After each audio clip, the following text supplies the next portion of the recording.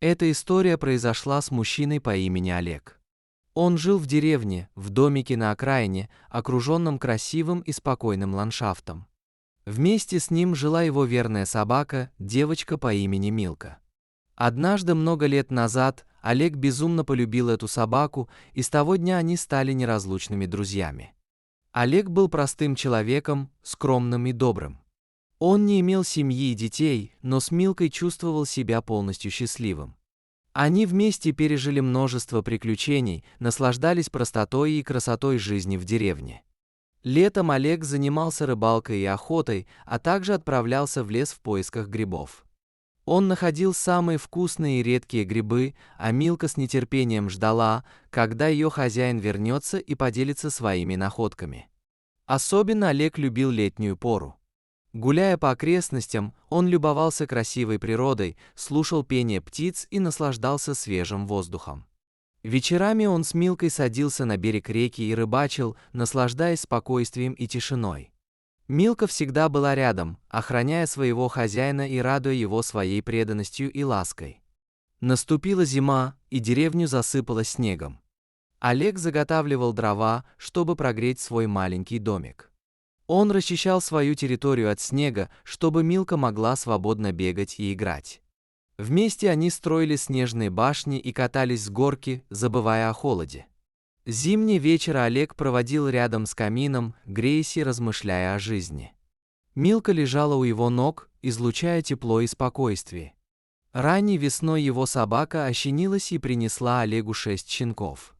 Мужчина был очень рад этому пополнению. После того, как щенки подросли, Олег начал отдавать их в добрые руки, он старался найти для каждого щенка любящих и преданных хозяев. Однажды он заметил, что Милка постоянно куда-то убегала, а возвращалась только вечером. Это странное поведение собаки Олег наблюдал в течение нескольких дней. Питомица то и дело убегала со двора, а возвращалась поздним вечером. В какой-то момент показалось, что она отдает часть своих сил. Все реже подходила к миске. И аппетит у нее просыпался только под утро, когда наступало время кормить щенков. Олега беспокоило ее состояние, тем более, что она недавно ощенилась, и еще не успели всех щенков разобрать. В доме оставался еще один, но он уже обходился без материнского молока. А вот собака еще не все выкормила, и видно, что с кем-то делилась своим молоком. Хозяин решил понаблюдать, кому же все-таки его питомица помогает. Ему стало интересно, и он ближе к полудню, когда собака отправилась со двора, отправился за ней вслед. Чтобы она ничего не заметила, Олег прятался за деревьями. Было заметно, как питомица нервничала и постоянно оглядывалась. Уже заходя в густой лес, собака еще раз оглянулась, поводила носом по ветру и решительно зашла вглубь зарослей. Олег, будучи опытным охотником, аккуратно раздвигал ветки, чтобы они не трещали, и незаметно шел за своей преданной собакой. Когда они миновали небольшой овраг, питомица на какое-то время скрылась из вида. Мужчина испытал некоторую тревогу, думая, что может потерять своего верного спутника, но нет, обойдя пригорок с другой стороны, он чуть не наткнулся на раненого волка. Хищник лежал возле своего логова, и по его изможденной фигуре было видно, что он обессилен и нуждается в помощи. Очевидно, что волк стал жертвой беспощадных охотников, однако было неясно, где находится сама волчица, Олег мог только догадываться. Единственное, что приходило ему в голову, это то, что хищницу подстрелили, волчат сразу не нашли, а сам волк, придя на помощь своей семье, попал в засаду и получил серьезное ранение. Теперь Олег, глубоко задумавшись, полностью осознал, куда все это время исчезала его верная собака. Однако вопрос о том, как она смогла найти волка и его маленьких щенков в глухом лесу, оставалась загадкой для него. Мужчина предположил, что у собак и хищников должно быть невероятно развитое обоняние, позволяющее им чувствовать опасность или зов на помощь на расстоянии нескольких километров. И, похоже, именно благодаря такому чуткому обонянию его питомица смогла найти раненого волка и его малышей.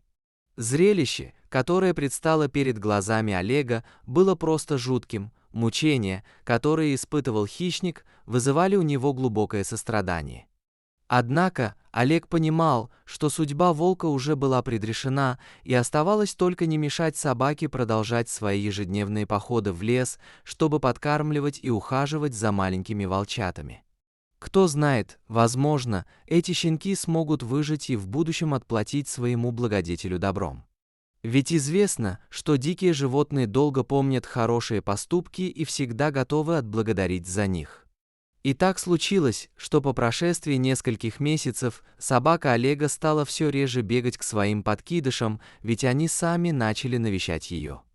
Видимо, они приняли ее за свою настоящую мать. Ничего не поделаешь, так устроена природа, кто воспитал, тот и родитель. И, без сомнения, эти волчата еще долго будут помнить заботу и ласку, которую оказала им эта простая дворовая собака. Животные прекрасно помнят добро, оно оставляет след в их памяти, и со временем, возможно, даже через годы, они обязательно отблагодарят свою благодетельницу искренностью. Вот такая удивительная история. А что вы думаете по поводу данной истории? Делитесь своим мнением в комментариях.